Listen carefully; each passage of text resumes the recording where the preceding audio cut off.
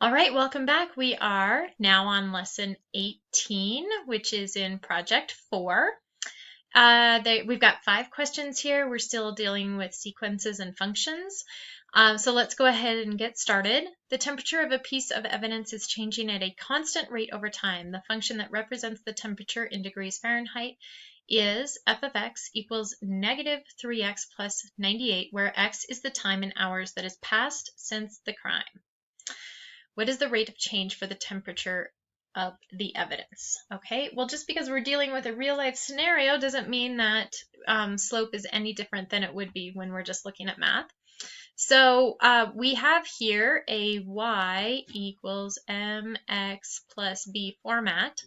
So m is always slope. So the coefficient of x in this case is negative 3/2, which is the rate of change for this function. So negative 3/2 is our answer here. Pretty easy first one. Okay, what is the starting temperature of the evidence in degrees? Okay, if we go back up here, remember again, we have y equals mx plus b. I can write that again. And b is always our initial value, or our starting point. So you can see that where this crosses the x-axis at time 0, that's where it's going to cross the x-axis, and I can draw this real quick. Okay, if x is time and y is temperature, temperature depends on time. At time 0, our temperature is 98 degrees. And then this is going to go down at a fairly steady rate of negative 3/2. Okay? So we know that our initial starting point here was 98. Okay? So then we're just going to answer some questions about this. The starting temperature is also the value of the blank. There might be more than one answer. So we already identified that it's the y-intercept. It's when x is 0 or time is 0. It's also our initial value. Okay. The x-intercept is when the temperature is 0. Okay. And the slope is our rate of change. So those 3 wouldn't work, but the y-intercept and initial value are the correct representations of that 98 degree mark. Okay, so now we've got a couple of writing questions. Describe the domain of the given function. If there is a restriction on the domain, explain why. If there is not a restriction on the domain, explain why. Okay, well, remember we had a graph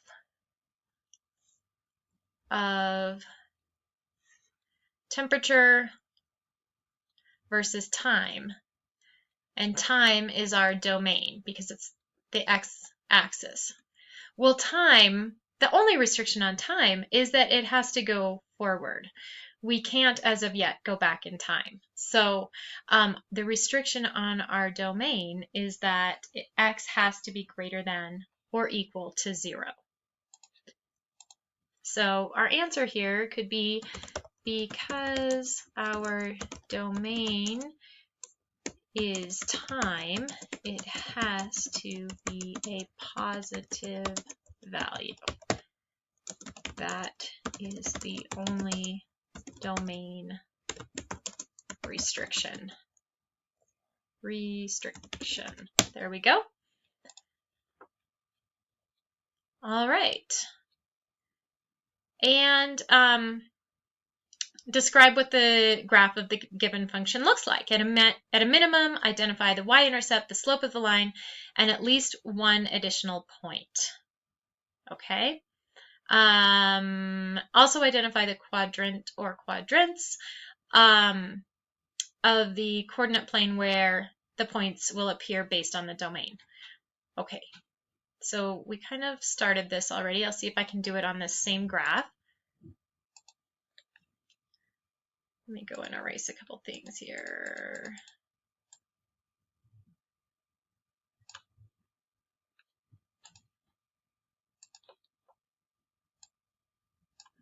so we've got time and temperature. Okay, so we already know that our initial temperature is 98 degrees, and it's going to go down at a slope of 3 halves, negative 3 halves, okay? And the deal is that although time cannot be negative, temperature can be negative, okay? So we have our quadrants work like this: 1, 2, 3, and 4. So our temperature can be in quadrants 1 and 4. That's our domain restricted graph here. But our time, since our time can't be negative, we can't go to domains 2 and 3. So let's go ahead and then figure out one additional point on this graph. So we had f of x equal negative 3 halves x plus 98. Okay. Kind of a easy one to do here would be if x is 2. So let's do 2, and you'll see why, because we already have the 0 and 98. So let's do f at 2 equals negative 3 times 2 over 2 plus 98 equals, these two will cancel out, negative 3 plus 98 is 95. So 2 and 95 is our additional point. So all the things that we need to include here, y intercept is at 98, slope is negative 3 halves, domain is x is greater than or equal to 0, quadrants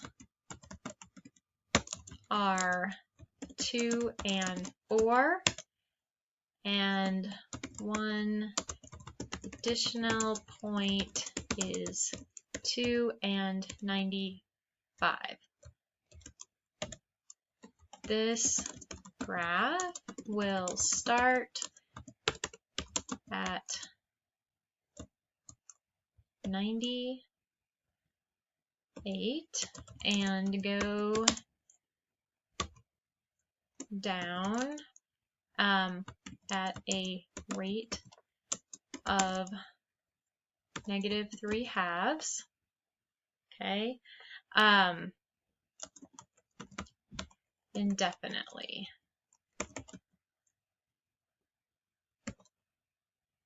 Okay, that's pretty much all we need to put here. So thanks for taking a few minutes to work through lesson 18 with me, and I will be back shortly to do lesson 19. Actually, you'll be back shortly. This is a recording, so I'll be in existence for as long as the class is. So I will see you again soon. Thanks.